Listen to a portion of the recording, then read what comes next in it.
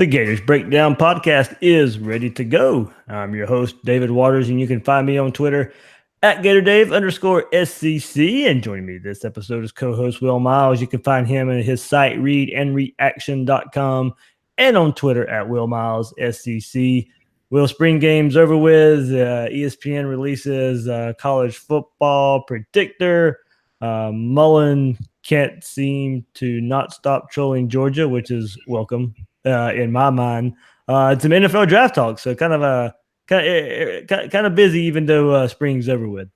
It's a smorgasbord tonight, Dave. It's a smorgasbord, and unfortunately, I can't talk Game of Thrones with you because I'm not really into that show. But anybody who wants any of that sort of chatter can go check you out on Twitter, and you just got to make sure you put spoiler alert in some of those things if you're going to go a little bit too far. Yeah. If I've missed the window, but I probably should have started a Game of Thrones podcast at the same time I started this one. So. I don't know, man. It would be it'd be embarrassing if that got more listens than us. So, yeah. But no, I mean, it's obviously a popular show. Everybody's into it. Just not something I've had an opportunity to do yet. The three kids keep me busy and away from those sorts of endeavors. So I'm sure I'll get into it at some point along the way. And 3 years from now, I'll be able to talk to you about it. Okay, yeah. In about 4 weeks, the very last show of it will air. So you got 4 weeks to catch up. Well, the good news is I got lots of vacations. So I'll have to do it.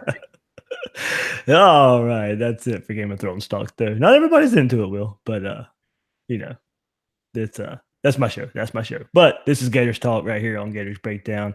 Before we get into it, remember you can find Gators Breakdown on news4jax.com/Gators Breakdown. There you'll find all the Gators Breakdown episodes as well as articles from the News for Jack sports team. You can check me out there this week. I was on the Mark Brunell show talking Gators that the Jaguars could target in this year's NFL draft. So a lot of draft talk coming up there on News for Jacks. But also catch Gators Breakdown podcast on iTunes, Google Play, YouTube, and Spotify. When using those services, please share, rate, review the show, subscribe. Please subscribe out there if you like Gators Breakdown. And on social media, follow us on Twitter and Facebook at Gators Breakdown. So Will also caught the Gator Nation's attention last week as ESPN releases their college football playoff predictor using their football power index, their FPI. And it caught the eye of Gator Nation that Florida has a 10% chance of making the college football playoff, according to that. And that ranks 9th in the country using that metric. So, Will, Florida has come a long way in just a year to be even in the conversation for a college football playoff berth. And it's deserved given the circumstances here. Yeah, well, I mean, you can see the logic. So if you win the SEC, you make the playoff. Usually, if you finish second in the SEC, as long as you haven't lost to LSU on the road, you get to you get to go to the playoff as well. So and if you do that, then you get to whine about it all off season that you didn't get put in the playoff. But so a 10% chance, I think that seems about right. Florida was in the mid 30s in terms of yards per play on both offense and defense last year. If one of those units turns into an elite unit, then you can see a team that's going to have the ability to go out and compete on a weekly basis. So if you think Felipe Franks is going to take a real major step forward and become, the equivalent of maybe a Jake Fromm, or if you think the defense is going to take a step forward because of all the guys in the defensive backfield, then you can envision a scenario where Florida can do that. And I think probably 10% is about right. I mean, you still have to go through Georgia, still have to go through Florida State, still have to go through LSU. And if you do all that, and Auburn and Miami this year, and if you do all that, you still got to face Miami or somebody else who's beaten, or I'm sorry, you still got to face Alabama or somebody who's beaten Alabama then in the SEC championship game. So, 10% is 10% is relatively high for that sort of gauntlet. But again, when you run that gauntlet, you're going to make the playoffs. It's not like the Pac-12 or the Big Ten where maybe you win that conference and still don't get in. The SEC's got an amount of respect that if you win that conference, you're getting in. And so that's sort of what that number reflects. Yeah, absolutely. This is when you're looking at how ESPN's putting this together. Of course, it is determined by your team and who you play. I mean, much like you said there, and that's what plays into determining your chances in making the college football playoff using ESPN's metrics here. So this is where, Will, as you mentioned, playing in the SEC and the schedule that Florida has, affects their chances compared to other teams and other teams in other conferences that have an easier path, like you said. So, ESPN came to this conclusion by using their football power index, and a quick explainer about that, if you guys are not familiar with the FPI out there, as a measure of team strength that is meant to be the best predictor of a team's performance going forward for the rest of the season. So, of course, it's preseason right now. So the FPI represents how many points above or below average a team is. Projected results are based on 10,000 simulations of the rest of the season using FPI results to date and the remaining schedule. So, ESPN released their initial FPI rankings a few weeks ago, and that's how they determined the chances Florida has to make the college football playoff. And Florida came in ranked 8th in the initial 2019 FPI, but remember, 9th in the college football playoff predictor. So the FPI says Florida has the 25th best offense and the 4th best defense coming back for 2019. So now you may ask yourself, why the FPI has Florida ranked 8th, but the playoff predictor dropped them one spot. Well, it's because they valued the toughness of Florida's schedule. The FPI has Florida's schedule as the 3rd hardest schedule in college football. So that's for the Gators opponents in the FPI. Georgia's ranked 3rd, LSU is 4th, Auburn 9th, Tennessee 15th, South Carolina 19th, Missouri 20th, Florida State 22nd. So that is 7 of Florida's 12 opponents that rank in the top 25 of ESPN's FPI, and why they rank Florida's schedule so tough. That doesn't include Miami and Kentucky, who are probably close to the 30-40 range. Oh, and if you make it to Atlanta, like you said, you get to play Alabama or another team that's up there too. But Alabama is 2 in the FPI, or maybe even to Texas A&M, who is 11th in the FPI. Will, we've said it before, it's just harder in the SEC, and why you must be a pretty deep team. Yeah, well, those teams you listed off and their number in the FPI, for the most part, is pretty remarkably close to recruiting rankings. South Carolina is usually 20 to 25. Tennessee is usually 12 to 15. Florida over the last couple of years has averaged, I think, like 11th. Alabama's always number 1 when it comes to recruiting. So certainly I think Clemson's probably rated above them. But so, the talent level has a lot to do with it, but then also the coach's ability to develop that talent has something to do with it as well, which is why Clemson's as high as they are. I was curious, so I went and looked back at all the playoff teams since 2014 and what they did the year before. And the thing that I found that seems to correlate pretty decently is 19 of the 20 teams were top 25 in either offensive yards per play or defensive yards per play the year before they then advanced to the playoff. So one of those units has to really be up there. And that's an area where I'd be a little bit concerned about Florida just from a playoff potential, because Florida was not in the top 25 in either category. Florida was 37th in defensive yards per play, 32nd in offensive yards per play. So they don't have to improve a ton in either one of those, but they have to improve in each of them. And basically, I think what this is really saying is if you have an elite defense, you can get away with a few things on offense. If you have an elite offense, you can get away with a few things on defense.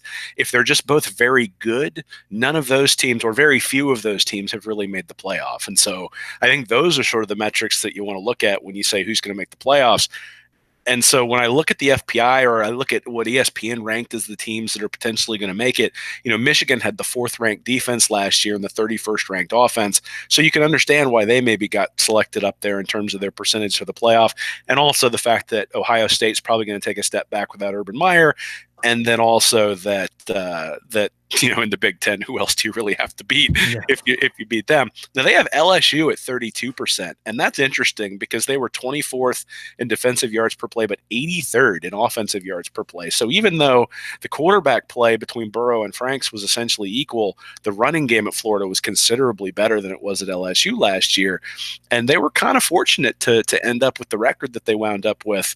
There's going to have to be a marked improvement on the offensive side of the ball for them to be able to pull that off. And then the other team I think you can look at and maybe say is a little bit underrated is Miami. So they were 3rd in defense and they were 84th in offense. And so again, if they maintain their defensive ability and see a maybe up into the 35 to 40 on the offense, that's a team that potentially might be able to sneak in there, especially if they can start out the year with a win against Florida. That's really a feather in their cap, obviously, if they can pull that off. So anyway, I thought that was interesting that when I went back and looked at it, that that 19 of the 20 playoff teams thus far have been top 25 in one category. In fact, 13 of the 20 have been top 10 in one category the year prior. And so, I think there's a lot of carryover, obviously, because Alabama and Clemson have been in the playoff just about every year since it started. But even some of those teams that you don't necessarily think of. I mean, Oklahoma has had just lights out offenses every year, and so that offense has always been top 10.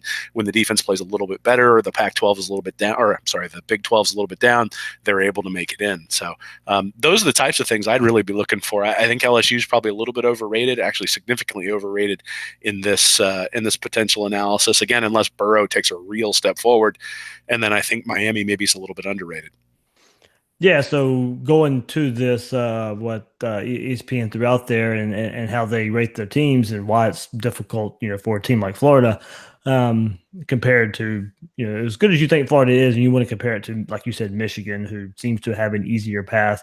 I don't get the LSU love either, but here it is, the SEC, and quote from the article here, the SEC plays 10 teams in FPI's preseason top 20. So let that sink in for a minute. The SEC has 3 of the top 5 teams in the country, 5 of the top 10, and half of the top 20. The 10th best SEC team, Missouri, is better than the second best ACC team, Florida State, and the second best Big 12 team, Texas. I have to get to that because the FPI does not like Texas whatsoever. So it says the best division in football is the SEC West. The second best division is the SEC East. So, Will, you're looking at it in one way there and looking at how difficult it is to go through the SEC and the list there, 3 of the top 5 teams in ESPN's FPI, 5 of the top 10, and half of the top 20. Now, look, I'm not throwing shade at Clemson here. They have proven enough to be called elite. They are elite, one of the nation's best teams. But their chances to make the college football playoff are a staggering 83%, and a large part of that is because they play in the ACC. And now, to their credit, they play Texas A&M and they play South Carolina at a conference this season. But the only team in the ACC that's ranked in the FPI and somehow is FSU, who's ranked 22nd in the FPI. Florida has 7 opponents ranked in the FPI. Clemson only has 3, and 2 of those are from the SEC. So, quote from the article here, the ACC is thin on upper tier teams. In fact, after Clemson, it's basically nothing. Clemson is more than 17 points per game better than every other team in the ACC. Yeah, well, I mean, this is something that you can see when you look at the recruiting rankings again. Clemson's always up there in the top 10, and then you've got Notre Dame, who's not really an ACC member, but is sort of there lurking in the 10 to 12 range. And Florida State's been up there, but obviously they're going through some stuff with the transition to from Jimbo to Taggart. And then there's nobody else until you get to like 22nd or 23rd or 24th. And it's sort of the same thing when you look at the ability of those teams out on the field. I mean, Virginia Tech has struggled a little bit over the last couple of years. Virginia's not any good. Syracuse, I guess, is a little bit better. But, I mean, we're not really talking about perennial powers in the ACC. The ACC is a basketball conference. So, and that doesn't mean Clemson isn't the best team or wasn't the best team last year. It means it's hard to gauge during the season whether they truly have an elite squad or whether they've just been able to run roughshod over a series of teams that are more, that if we were ranking teams based on performance would be ranked in the 50s to 60s as opposed to the SEC where you're playing, top 25 teams pretty much every week. And, but hey, that's why it's fun, right? I mean, yep. I don't want to see Florida play Syracuse and UConn and, teams like that. I like seeing them play LSU and Georgia and even Vanderbilt. I mean, those aren't necessarily cakewalks. They still take a toll. It's why depth's so important. But, if you win the SEC, you're playing for a national championship. And that's great. I wouldn't want to be in the Pac-12 where I had to worry about, did Stanford win today? Because that's going to impact my ability to play for a title. It's like, No, I like the idea that if you go through the gauntlet in the SEC, you have bragging rights, and if you win the SEC, you're always going to have an opportunity to play for the national championship. So it makes it fun for the fans. I think it makes it fun for the players. Certainly, if I were somebody who was being recruited, that's where I'd want to be. So it'll make for a good schedule next year. Yeah, yeah, and I want to take a look at two teams right here. You look at South Carolina, who probably has one of the hardest schedules I've ever seen in college football this year, where they play Clemson, they play Alabama, they play Georgia, they play the top three teams right there, and they play Florida, who is another top 10 team, and then they play Texas A&M, will be a top 15-ish team around that. That is the hardest schedule I think I've ever seen a college football team have to face. That's the way it looks right now. Will it turn out that way? I don't know. But on the surface, South Carolina has the toughest schedule I think I've ever seen in college football. And I don't mean to pick on your Virginia Tech Hokies here, but we're talking ACC, SEC right here, and then Virginia Tech. Open up. Okay, Boston College, then Old Dominion, Furman, Duke, Miami, Rhode Island, North Carolina, Notre Dame, Wake Forest, Georgia Tech, Pitt, Virginia. Hey, Rhode Island, that's a tough one. Yeah, that's a tough one. Old Dominion did beat them last year. You can pick on them because the schedule's pretty horrid. I mean, it's the reality is they should be at 6 wins pretty easily next year and probably closer to 9 or 10. And I think these things run in cycles, but clearly the Southeast is the hotbed for college football and has been for a really long time. And Clemson's been able to take advantage of that, but some of the other teams in the ACC that are down there have not. Florida State had a run maybe 4 or 5 years ago, and that seems to be over. And Miami had a run maybe a decade ago, and that seems to be. We'll see what Diaz can do down there, but certainly I think Alabama and Clemson and Georgia to some extent have really started to come in and poach some of the talent from some of those ACC teams and really hoarding it. And you can see that when you look at the recruiting rankings and how. Georgia and Alabama and Clemson and even Texas A&M now are taking a large share of the elite talent from all over the country. And so, as the SEC is getting stronger and stronger and stronger, that separation between the conferences is becoming bigger and bigger. And you can see it in the number of guys who are drafted and that sort of stuff. I mean, even lower tier SEC teams have 5 or 6 guys drafted every year. You can't say that about Boston College. So, it is what it is. The schedule's going to be difficult, and you can either complain about it or you can enjoy it. And I'm going to choose to enjoy it because it means it's going to be fun every week. Yeah, and so I'll admit here, I don't know if Florida really has the third toughest schedule. According to the FPI, they do. Like you, I think they are inflating LSU a bit at 4, Auburn at 9, Tennessee at 15. Really? I mean,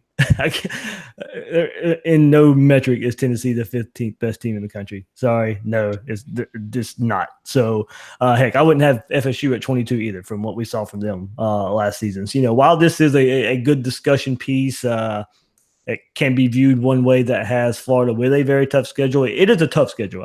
It is, but I don't think it's the third toughest because of where they place LSU at 4, Auburn at 9, Tennessee at 15. I'm not totally sure it's as difficult as the FPI makes it out to be. I'd drop LSU a couple spots. Auburn isn't a top 10 team. Tennessee, FSU shouldn't be necessarily shouldn't be ranked here.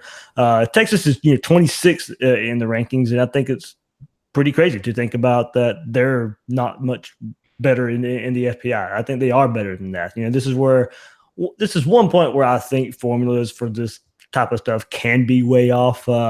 Texas, they do only return 8 starters. I know they weigh heavily. The FPI weighs heavily in this, but I'll give Tom Herman the benefit of the doubt here. I find it pretty ridiculous that there are teams like Oregon and especially Tennessee ranked pretty high in these rankings, and then you have Texas not in the FPI top 25. Yeah, it's interesting. I mean, I would have thought the same thing, but when I look, Texas ranked 55th in defensive yards per play and 74th in offensive yards per play. So they were basically middle of the pack. And so that's really why it's surprising that they were able to whip Georgia as much as they were, just because, going into that game, you're sitting there saying, well, Georgia is a much, much better team based on everything we've seen.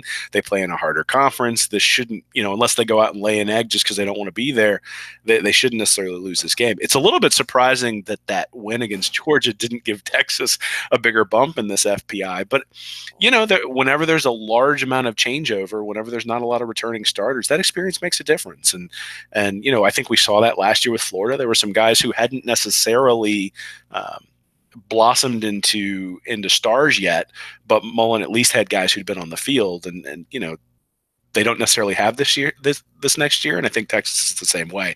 I was very bullish on Texas last year, and I'm in a good way, though, right?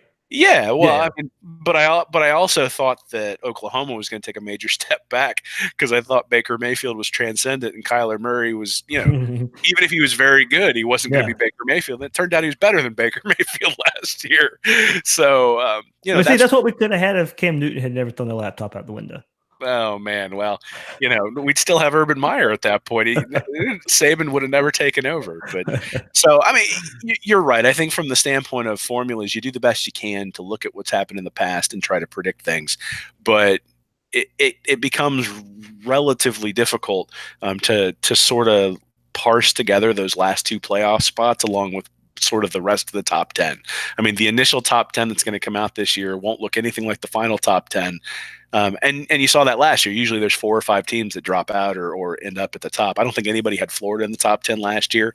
I think a lot of people maybe had Michigan higher than that, certainly had Michigan higher than Florida at the start of the year. And Mullen was able to prove everybody wrong. So I think we'll see a little bit of that this year. But as far as the playoff is concerned, I think it's pretty much Alabama, Clemson, and then whoever else can sneak in there. And I think you have to throw. I hate to say it, of course, and we'll get to Georgia in just a second. But I mean, you have to throw them in there just because of the last 2 years. They did reach the playoff one year, and the national championship game were an SEC championship win away last year from doing it again. So, for what they have returning in from that offensive line, I know they lose some key playmakers on the offensive side of the ball, but I still think you have to throw those in there. And I don't want to discount LSU too much. I think they're a top 10 team. No way are they the 4th best team. I don't think, as the FBI has them now. 8 offense, 7 defense returning there, but you do lose Greedy Williams and Devin White. I do know they're trying to change the offense a little bit by bringing in a Saints assistant, Joe Brady, there. So LSU is going to try and change some things along the way, but I think Burrow may get a little too much credit. I've seen a lot of quarterback rankings in the last couple of weeks or whatever, and Burrow is always a high of Frank's, and that's always going to be a comparison that Florida fans and LSU fans go about. I think they're pretty close to equal, but you go back and look at how last season played out, and Florida beating LSU and LSU beating Georgia, and then Florida, and Georgia having a fourth quarter game till Georgia pulls away. Those 3 teams there are going to be ranked in the top 10. Clearly a step behind Alabama, but those 3 are going to be fighting for that second spot. Yeah, well, and you've always got a percentage chance that they're able to knock off somebody, right? So let's say Alabama, for some reason, Tua's got an injury coming into that game against LSU, or LSU is able to knock him out of the game. Well, Jalen Hurts isn't there anymore, and so there's Mac Jones. So maybe the percentage is 20% that LSU beats Alabama. But that still means that 2 out of 10 times they're going to beat Alabama. And if this happens to be the year they do that, then all of a sudden, who do they have at home? Who's on the schedule? Can Burrow take a step forward? Burrow and Franks had very, very, very similar numbers last year. Franks ran the ball a little bit more. Burrow threw for a little bit larger, a few more yards, and also a better yards per attempt. But it was Burrow's first full year starting, and it was Frank's second year starting. And so, I think maybe people who are high on Burrow expect that there to be a jump similar to what we saw with Franks last year for Burrow in year 2, and all of a sudden he's up in that Jake Fromm range. And again, if that happens, then the LSU offense is going to be pretty good. The problem is the defense wasn't necessarily lights out. It was good, but it was not, it wasn't any better than Florida's. And so, both of those units are going to have to improve for them to see that. Whereas if you look at a team like Alabama, they were 21st in defensive yards per play, 2nd in offense. So if their defense takes a step forward, all of a sudden they're a transcendent team. They're not just a team that can win the championship. They're a team that can be considered one of the best of all time. And does Clemson's defense take a step back because you've got some of those guys who are going to leave for the NFL? You've got Renfro, who finally used up his 10 years of eligibility at Clemson at wide receiver. So not having that third down guy who can get you the critical first downs. I mean, it's not as if they didn't almost lose last year in the game that Lawrence went out against. What was it, NC State? Syracuse. Syracuse, yeah. So it's not as if they didn't almost lose last year. So they are beatable. And Texas A&M had a really good chance to. Yeah. So, but Kelly Bryant was still playing at that point. Yeah, good point. Yep. But I mean, so it's not as if they're unbeatable, but they looked unbeatable, obviously, in that game against Alabama. So, I think when I really look at this, I think LSU is pretty overrated based on what I saw last year. Unless a major step forward happens from Burrow. I think Notre Dame is another team that the loss that they had in the playoff is probably going to impact voters' perceptions, but Notre Dame had a really good defense last year, and the offense was ranked 39th, so it wasn't terrible. And dare we say it, they played Clemson tougher than Alabama did. Yeah. Well, and then you look at somebody like Penn State, who had the 10th ranked defense and the 34th ranked offense. So Trace McSorley obviously is leaving, but a lot of times you see large jumps in offense when you bring in a quarterback. So I don't know who James Franklin has behind McSorley, and if that guy can come in and make that offense take a step forward, then Penn State really looks like a contender in the Big Ten. And as we already said with Michigan, the Big Ten is not exactly a murderer's row either, just like the ACC isn't. And so Penn State might be able to sneak in there too. I think teams like Auburn, it's going to be it's going to be really difficult for them to do it. They were 38th on defense, 78th on offense. Ohio State was 64th on defense. So that's going to be, they're going to have to make some pretty decent progression there. A team like Washington might be able to slip in. They were 15th on defense and 56th on offense.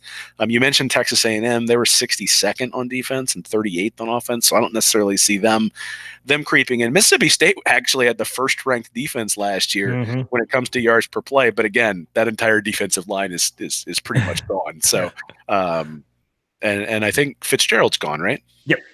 Yeah, so they're losing their quarterback, and they're losing a large chunk of the guys who played on defense. So, I think ESPN has them at like a 1% shot at making the playoffs, but I would be very, very surprised to see that. So, I mean, I think it's the same story every year, right? You got some blue chip programs, and those blue chip programs dominate, and especially dominate the preseason rankings. The nice part is that Florida is now perceived as one of those teams that can, with a little bit of luck, find its way in. And I think that's right. I mean, if everything goes right, if nobody gets injured, if the offensive line gels, if Franks plays well, and if the defensive line can get pressure from Zuniga and sort of replace Polite and Voshan Joseph and Chauncey Gardner-Johnson with some of the guys who step in, well, yeah, Florida certainly has a shot. Again, well, go ahead. Yeah, and going to that point, I don't want to try and connect too many dots here. And this is just, it just came to mind. Kind of reminiscent of Myers' first year to his second year and Mullen's first year to his second year. Not you notice the team getting better, but you don't necessarily see him putting it together in the second year. And I don't want to sit here and compare and say, oh, Mullen, if Meyer did it his second year, Mullen's going to be able to do it too. You have a quarterback who's going to be in this second year in the system who played under the previous regime. You have a lot of returning starters on defense. You have playmakers at wide receiver. There are some similarities there, but I still think that the schedule probably is a little bit tougher this year than what they were playing back then. And you had some stockpiling of talent that the previous coach did for Urban Meyer, not necessarily what Jim McElwain left for Dan Mullen. Yeah, well, and I mean, you also that 2006 team had Percy Harvin and Tim Tebow come in. I think that the supplementary guys who came in, I mean, Harvin was starter right away, but the guys who came in and even just played roles on that 2006 team, the question is going to be, are there guys from this 2019 recruiting class who are going to be able to do that? Now, it might not be as visible because those guys are probably going to be on the offensive line, right? I mean, if you bring in a true freshman and if you had to bet on a true freshman playing somewhere, I think we would say probably offensive line is where we'd expect it to happen, or maybe Diabate on the defensive line. But, somebody's going to play major minutes and be a starter. I think you probably figure offensive line. It'll be harder to see that. So we'll know right away, obviously, if they've got a true freshman there on the offensive line, the offensive line's playing well. I think it's a stretch to just say, hey, it's year two. It's happened before. Right. Too. Yep. I'm not expecting Florida to make the playoff this year, but the fact that they are being perceived as a team that can make the playoff can only help in the recruiting things that we talk about all the time, and can only help when it comes to having the respect initially in the season to where maybe you can have a hiccup and still make your way in, as opposed to a team like UCF that can't have any sort of hiccups because they don't have the respect that's necessary to be able to have a hiccup, and they also don't have the schedule that's necessary to be able to have a hiccup and still make it in. Florida's going to be able to do that. They can probably absorb a loss. I mean, it depends on the quality of the loss, but they can probably absorb a loss and still make it in. Yeah, it feels good to have that as part of an expectation and part of a conversation because of what we went through as fans for so many years in a row. And, yeah, there was those kind of false maybe chances, those late games. And hey, if Jim McElwain somehow beat out one of those Alabama's team, could Florida vault their way into a college football conversation? Well, first of all, they weren't going to beat Alabama, but the thought was out there. But those were some false thoughts, of course, when you go back and look at it with revisionist history. So yeah, there's actually going into the season some legit talk, and it feels good as being part of the fan base and having that expectation. Absolutely. I mean, it's there. Every team and every program, really, even Alabama, has its flaws.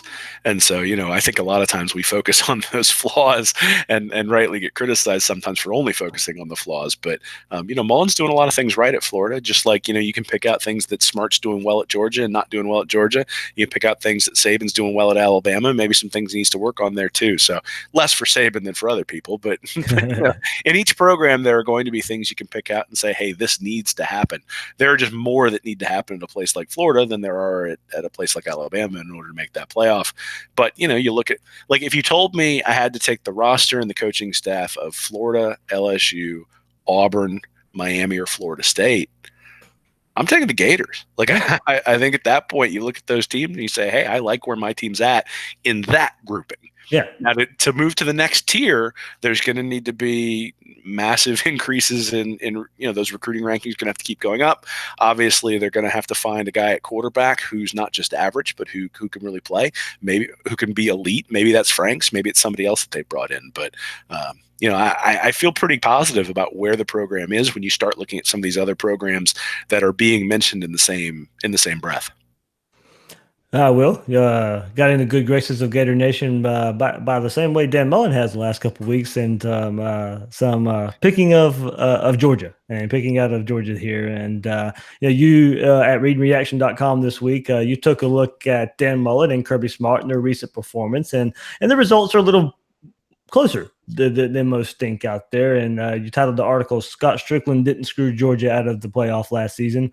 Kirby Smart did," and that is relation to. Hey, look, I know Mike Griffith from the Georgia side, the Georgia media there of AJC, Atlanta Journal-Constitution. Mike writes for. He's on every Tuesday morning, as I am, on the Bill King Show up in Nashville. I had him on the podcast last week to preview the Florida Georgia game, and I've known Mike personally a little bit. I got to talk with him at the Florida Georgia game last year, and we've talked behind the scenes a little bit. But that one rubbed me the wrong way too. The insinuation that Florida Athletic Director Scott Strickland had maybe had some influence in Georgia not making the college football playoff last year, not them losing to Alabama, not them losing to LSU, that it was Scott Strickland, who apparently is the most powerful AD in sports, because he somehow maneuvered where Florida didn't have to play Central Florida and also had it where Georgia didn't make the college football playoff. Well, I'm glad we have the puppet master of all of college football as our athletic director. I am glad that we're in his hands, because apparently he can move mountains when necessary. I mean, look. So, as somebody who publishes things on his own website, I try to make sure that there's proof when I'm going to make a supposition about something, and I just saying, hey, you imagine that the guy would be biased because he works for Florida. Okay. But there are rules where these guys recuse themselves when they're considering various teams and stuff like that, I'm sure. And get your own athletic director on the committee if you don't like it. I mean, it's like there are, I don't know. The reason Georgia didn't make the playoff last year is they got beat by 20 by LSU when they were favored by 7. Like you don't get to come into a game where you should beat where everyone expects you to beat them by a touchdown, and you just get stomped. And it wasn't that they just got stomped. It was that they got absolutely run over. Right? I mean, LSU just ran the ball right down their throats, and it wasn't like Georgia. Oh, it was a fluke. They lost in the last minute. They got absolutely physically manhandled, and then to go out there and blow a 14-point lead to Alabama. It's like, okay, how many chances do you want? To a backup quarterback again. Well, I mean, Hurts a good player, but quote unquote backup. Yeah, but I mean, again, how many chances do you need to have? I mean, you had it right in front of you. If you beat LSU and ran the table, you could have lost to Alabama and they still would have put you in the playoff. Or if you hold a 14-point lead against Alabama in the third quarter, you get in as well. So I think this is sort of like when somebody blames the refs after they've had like 7 false starts. It's like, well, by the third false start, I really don't want to hear that it's the ref's fault anymore. You're first and 15 the whole game. And it's sort of the same thing here. And that was part of what I was trying to say during the article is that, I don't watch Georgia football all the time, but I can pick out multiple moments where Smart has made decisions that have impacted his team's ability to win. So in the first year, there was the Hail Mary against Tennessee, but a lot of people forget that was the Hail Mary for Tennessee to win that game. I mean, Georgia went up by 3 points on basically a Hail Mary of its own with 10 seconds left. Mm-hmm. How in the hell do you give up a touchdown with 10 seconds left when you're kicking off? Like it's almost impossible. And somehow they managed to do it. They had a pooch kick that got returned well past midfield. They had multiple unsportsmanlike conduct penalties on after their touchdown and also after the kickoff. It was just ridiculous. And then, they blew a 2-touchdown lead to Georgia Tech that year. That really had the Georgia people going nuts because you can't lose to Georgia Tech in your first year and really soothe the fan base. And then the 2 games against Alabama, you can point to specific coaching decisions that Smart has made that have impacted their ability to win. There was one I pointed out in the national championship game. I mean, obviously the 2nd and 25 is the one that sticks out, but they had the ball with a touchdown lead with like 9.5 minutes left in the fourth quarter.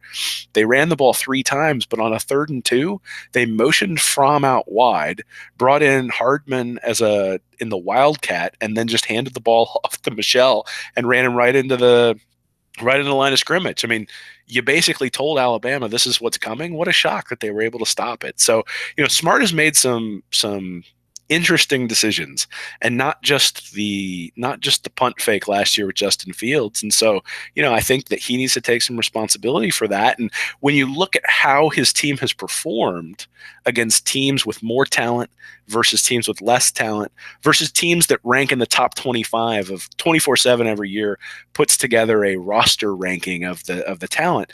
So Georgia's 12-8 in the last 3 years, and that's not just the first year he lost a bunch against those teams. He was 2-3 in 2006.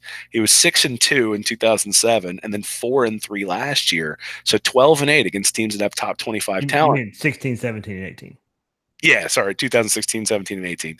And then if you look at Mullen over those same 3 years, 2 of those at Mississippi State and 1 at Florida, he's also 12-8 against teams with top 25 talent. So, and Smart's teams have had an average recruiting ranking of like 4th, and Mullins have been down in like the 22 range. So basically and you can't just say, oh, well, Georgia's had to play Alabama twice because so has Mississippi State. Yeah. So, at the end of the day, Mullen has a record that's very, very similar to Smart with teams that have less talent. And so the question you have to ask yourself is, why is that? So Mullen also has gone 9-9 against teams with more talent, according to the 24/7. And then he's gone 16-5 against teams with less overall talent. So 76% of the time he's won versus less talented teams. Now, Smart has gone 32-8 against teams with less talent. So 80% of those games he's winning. And that's about what you would expect for a team with the talent ranking that Georgia has. But 0-2 against Alabama. That's the only time he's played a team with more talent than he has based on recruiting rankings. And again, 12-8 versus the top 25. I just, again, I think when you look at it, you say there are strategic decisions during the games that Smart has made when it's been close that have cost his team. And, I even in the game against Florida this past year, the goal line stands and not being creative down in the red zone. And just basically, I mean, they ran like 2 quarterback sneaks back to back and weren't able to get the ball in. I mean, Florida's getting unsportsmanlike conduct penalties and stuff on the sideline because of pass interference calls. Still can't punch it in. There were 2, I think, like 2 field goals in that game that were under 20 yards. And I mean, when you're the better team, just punch the ball in, right? I mean, you go for it on 4th down. If the other team stops, you tip your cap, but he never did that in that game. And Florida had an opportunity in the 4th quarter to win that game, even though they were being beaten pretty handily from a physical standpoint. And then the game got away from him in the 4th quarter. But next year, if Felipe Franks goes out there and plays well in that game against Georgia, it's going to be a whole different story. So, none of this is to say that Florida is going to be the favorite. But I think what it does say is that they've really got a fighter's chance. That Mullen, he has proven that he can beat teams that have significantly more talent than what he had at Mississippi State, which means that he's developed that talent to be able to compete with those guys. So is he going to win every one of them? No. But when you compare him and Smart in their on-field results, I think Mullen comes out pretty favorably. Well, I wonder what number of fans we were of the 39,476. We were the last 2, Dave. We were the last 2.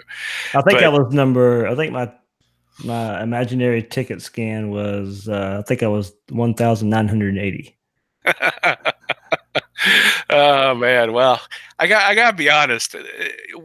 If I would always root against Georgia, but really we need to root against them anyway because it's so much fun to bring up 1980.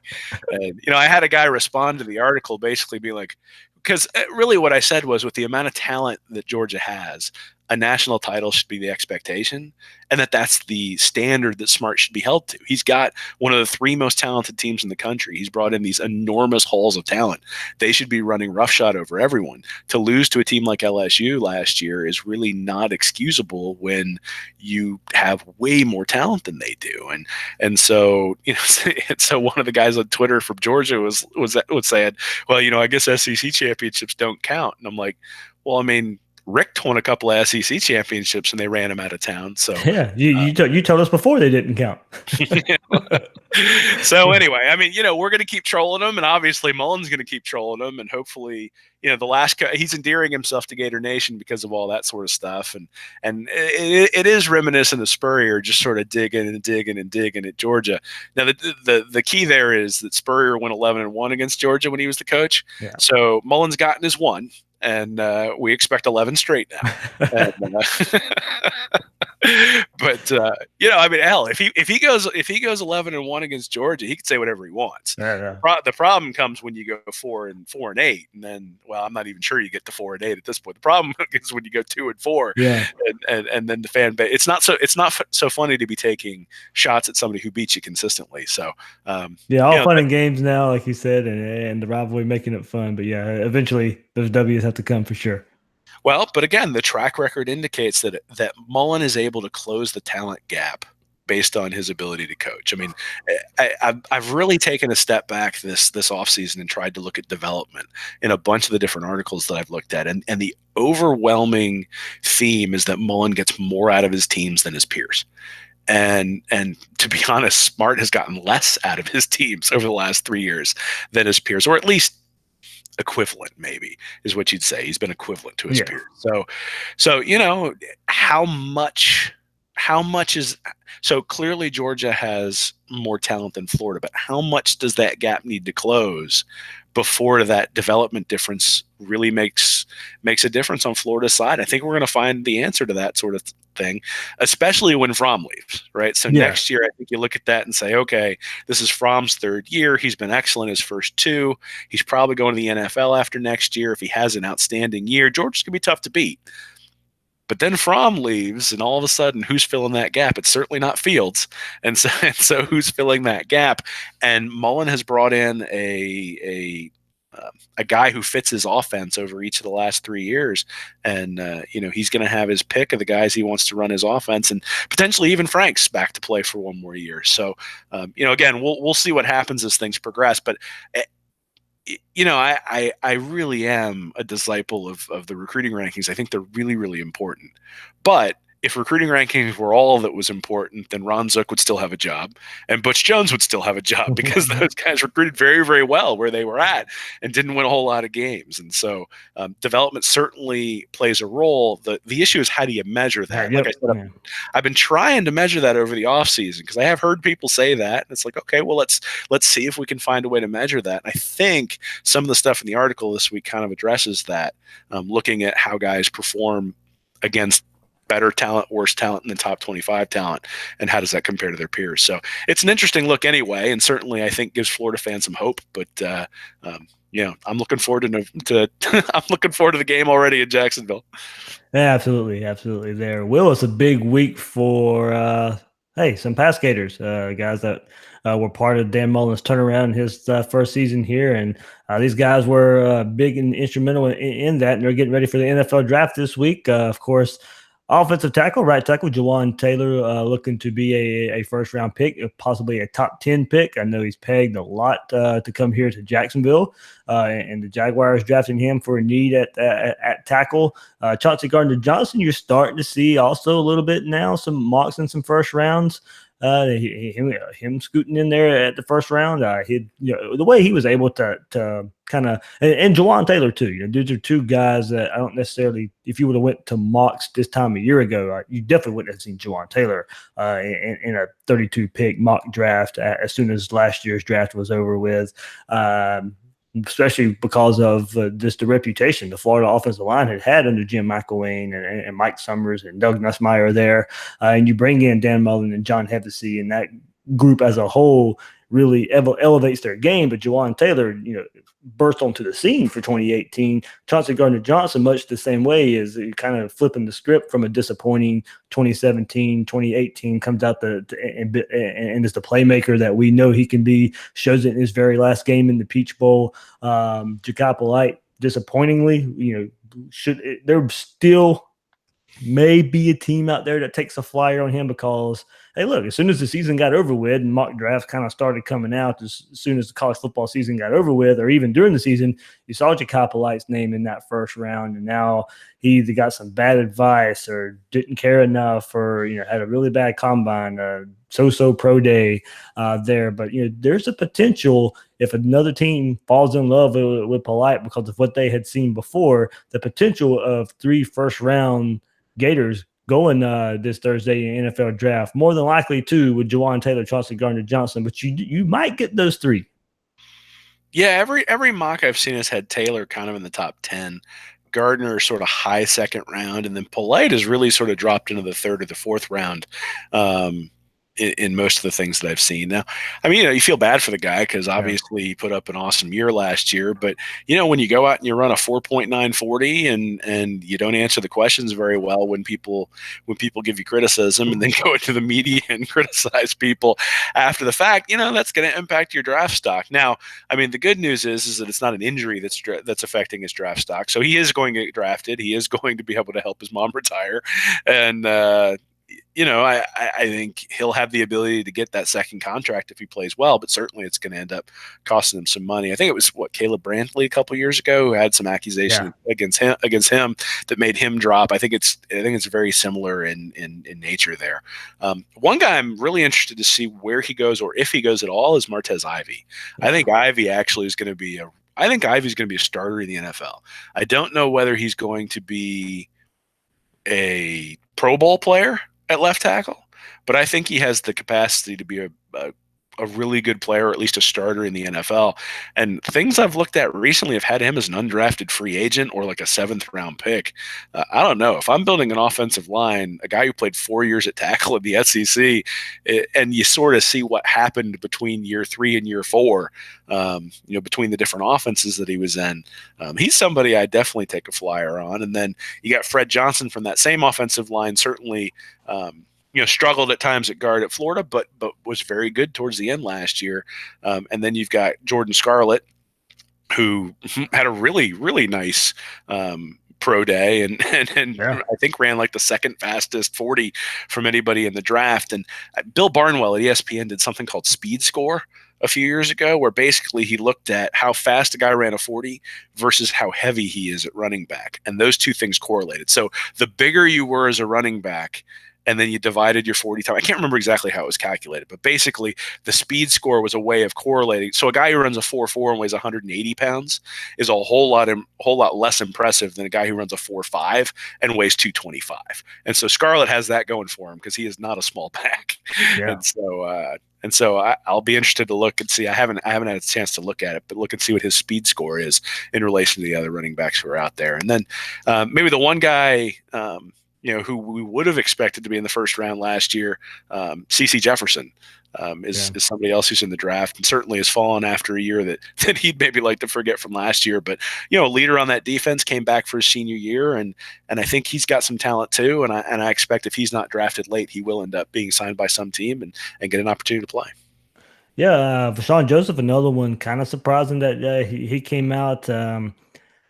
A lot of athleticism there. We know. Can he be disciplined enough? Can he stay in position? NFL teams are probably going to drool over the speed that he brings onto the table, but got to be more consistent out there on the field. And hey, look, we've seen him plenty of times lay the wood out there. They're going to fall in love with a lot of the little things Vashawn Joseph does.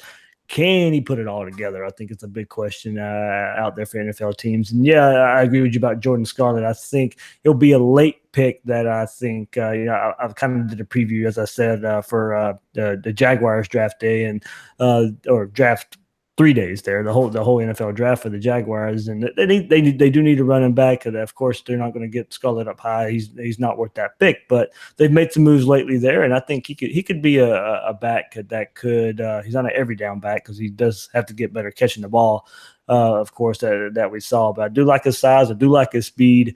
As I said in the preview that I did. Had a tendency to dance behind the line of scrimmage a little bit too much, but I really like what Jordan Scarlett brought to the table in the fourth quarter of a football game. So if you're looking for a running back that you can get the ball too late, salt away some games, Jordan Scarlett's I think a back that would be worth a look. Well, he also never fumbled, which is I guess he fumbled once against Georgia last year, but he never really puts the ball on the ground, which is something you want to look forward to. As far as Joseph is concerned, there's gap integrity issues and things like that. Though I will say that the gap integrity issues got better throughout the year. I think some of the coverage deficiencies didn't necessarily get better later in the year against Missouri and South Carolina, but every guy who's not a first-round pick is going to have holes that you can pick. I mean, there's a reason why Chauncey Gardner-Johnson is a borderline first-round, maybe early second-round pick. There are things that he's going to need to do better at the next level to be an elite guy. He is not the guy who goes on the outside like C.J. Henderson and just locks down the opposing wide receiver. Those are usually first-round corners / safeties or guys who can be locked down like that. Chauncey Gardner-Johnson isn't that guy, at least not yet, but he's got a very versatile skill set. And so there may be a team that falls in love with him that takes him late in the first round because they can use that versatility. Same thing when you look at a guy like Ivy. I mean, he's got a lot of talent, but he's also, there are also flaws in his game, and you're going to have to develop him. It's not just hey, you made it to the NFL, all of a sudden you're a starter. It's, they're going to have to, there are things these guys are going to have to learn. And I do think Scarlett probably gets hurt by the credit card scandal and sort of some of the things off the field. I think less than, I think his talent and the pro day and his 2018 season and all that sort of stuff, probably you're talking a third or a fourth round back. I think you're probably talking more like sixth or seventh just because of some of the off the field stuff. So it's going to be interesting to see. I mean, certainly, if you'd have told me at the beginning of last year that there'd be 8 guys that had a potential to get drafted, I'd tell you we had a pretty successful 2018 season. And if you told me that one of the tackles would be a top 10 pick, I'd tell you, all right, we did pretty well last year. And that would probably have been Martha's Ivy and not Jajuan Taylor. Yeah, you would have guessed. But, Taylor was really good his freshman year, obviously. Struggled a lot in 2017, but everybody struggled in 2017. And certainly was able to show out in 2018. And in some capacity, Ivy and Johnson as well. I mean, I think those guys are going to get a good long look because they played so many games in the SEC. They're not going to be intimidated by anybody on the other side in the NFL. I mean, they will have seen guys who are just as strong and just as fast because half the guys they were playing against are now going to be in the NFL. So So anyway, I think there's some value to getting guys who have that SEC experience, and certainly Ivy in particular is somebody that I would keep an eye on. I think somebody's going to get a really good tackle late in the draft, somebody who can at least be a starter and has the potential to be a very good starter. Well, I think that's it. Man, we hit a lot on this one. There's a lot going on even for late April, man. Never a dull moment. Never a dull moment. Well, we'll see. Hopefully everything stays quiet for the next couple of months, and we can debate the standard stuff. So definitely. Wow, what you got coming up on Read Reaction? Some more shots at Georgia. Well, maybe. So maybe it'll be LSU this week, but some of the stuff for the playoff that I talked about farmer friend. So so some of the stuff that we talked about tonight, I'm going to try to write up and actually put out there so people can see it in terms of the national championship or the playoff teams, and that's probably the next thing that's coming out. And I don't know, man, something always pops up. I wasn't really planning on writing about Kirby Smart until all of a sudden people were accusing Scott Strickland of being the most powerful man in sports. So we'll see what pops up. All right, that's Will Miles. You can find his work at readandreaction.com and follow him on Twitter at Will Miles SEC. I'm the host of Gators Breakdown, David Waters, and you can find me on Twitter at GatorDave_SEC. Guys and girls out there, thanks for listening to this episode of Gators Breakdown.